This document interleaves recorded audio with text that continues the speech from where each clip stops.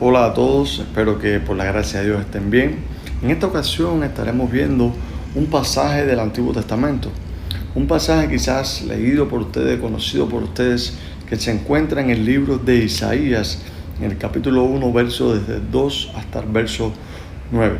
Estaremos usando, como ya sabemos, el método PRO, y antes de adentrarnos a estudiar el pasaje, meditar en el pasaje, quiero que oremos y pidamos la dirección del Señor. Padre, gracias por esta oportunidad que nos das de leer tu palabra.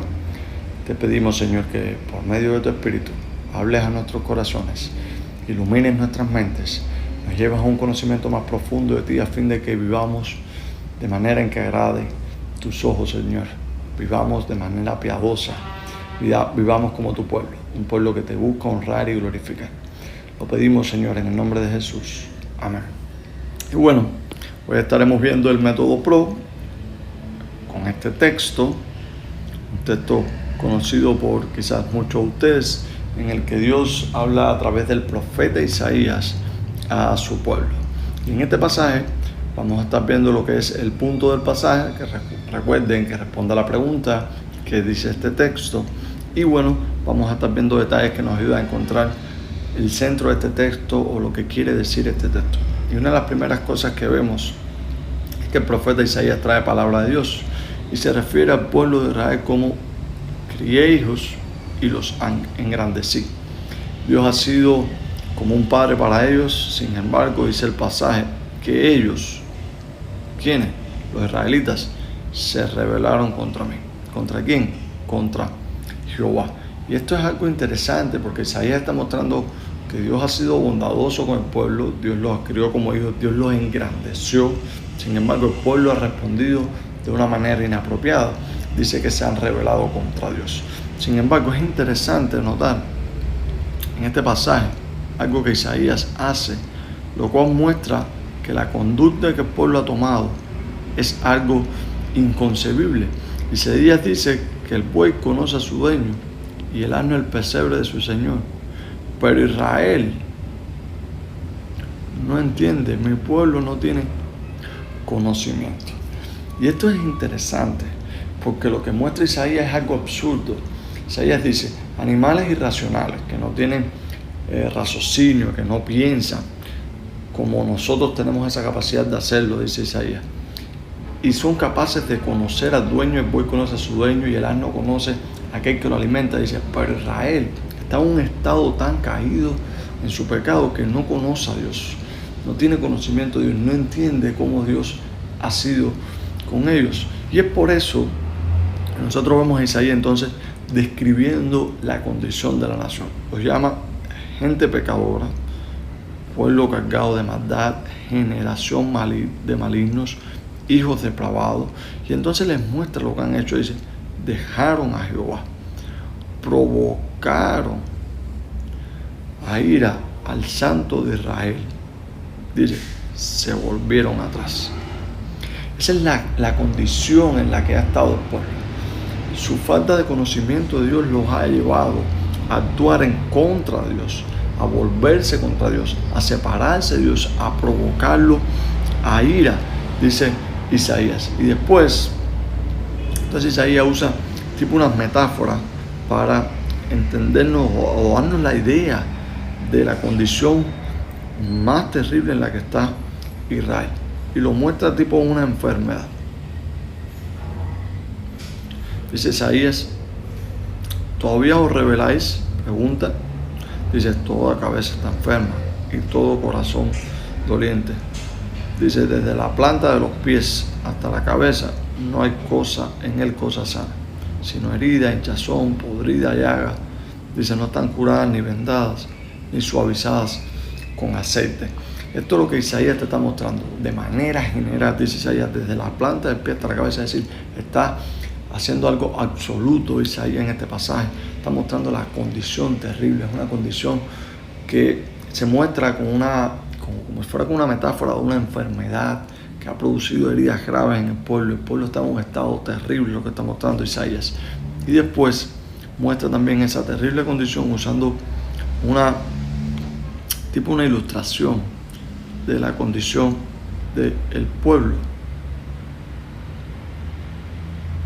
como si fuera una casa que ha sido abandonada, asaltada por extranjeros, asaltada por extranjeros, dice el pasaje.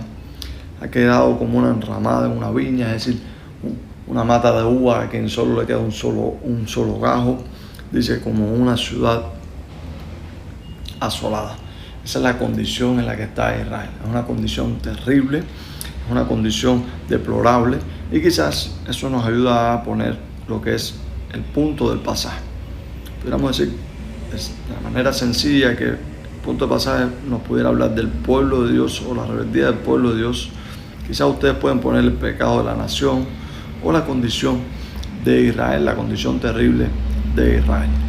Una vez tenemos el punto del pasaje, entonces pasamos a la razón del pasaje, lo cual responde a la pregunta: ¿para qué fue escrita este texto? Y una de las cosas que Isaías nos deja ver en este pasaje es que Dios concibe a su pueblo como un hijo, a quienes Él ha engrandecido. Sin embargo, ellos, con su conducta obstinada, han provocado a ira a Jehová. Una de las cosas que la Biblia nos enseña es que la ira de Dios es terrible. Cuando la ira de Dios se derrama, es algo catastrófico. Aquella persona que experimenta la ira no tiene a dónde acudir, no tiene a dónde ir, porque es la ira de un Todopoderoso derramada sobre esa persona. Y el profeta Isaías nos muestra al final de este pasaje algo interesante, y él dice: si Jehová de los ejércitos nos hubiese dado un resto pequeño, dice, como Sodoma fuéramos, y semejante a Gomorra. Y quizás esto pudiéramos traducirlo como un remanente. Si Dios no nos hubiese dado un remanente, nosotros hemos sido como Sodoma y Gomorra. Y esto es lo que Isaías le está diciendo al pueblo de Israel. Y nos viene a la mente Génesis capítulo 19, donde Dios trajo o derramó su ira sobre Sodoma y Gomorra, destruyendo hasta los cimientos a estas dos ciudades por causa de su pecado. Sin embargo, Isaías está diciendo: por la gracia y la misericordia de Dios, Él nos ha preservado. Si no nos hubiese preservado, si Dios, dice Isaías, no nos guardase,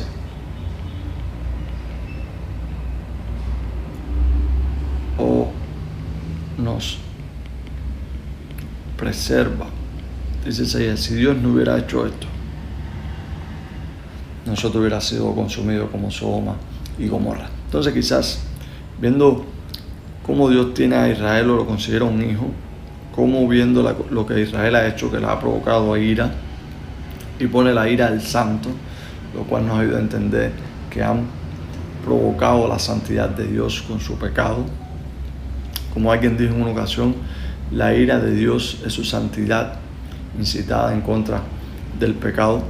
Esto lo dijo Arthur Pink. Entonces, viendo esas condiciones, viendo lo que Dios ha hecho, quizás pudiéramos poner la razón del pasaje de la siguiente manera: recordarles que fue la gracia inmerecida de Jehová, puedes poner la misericordia, la que los preservó a un remanente de su destrucción. Dios los preservó, Dios los guardó de ser destruidos.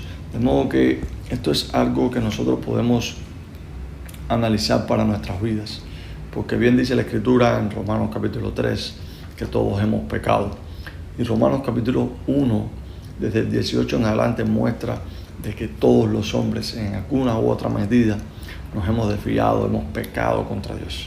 Entonces llega al capítulo 3 y pone ese absoluto: por cuanto todos hemos pecado, nos hemos apartado de Dios. Y esto es una realidad en la vida de todo ser viviente, de toda persona que sabe por su conciencia o porque en algún momento ha estado expuesto a la ley de Dios que le ha fallado Dios.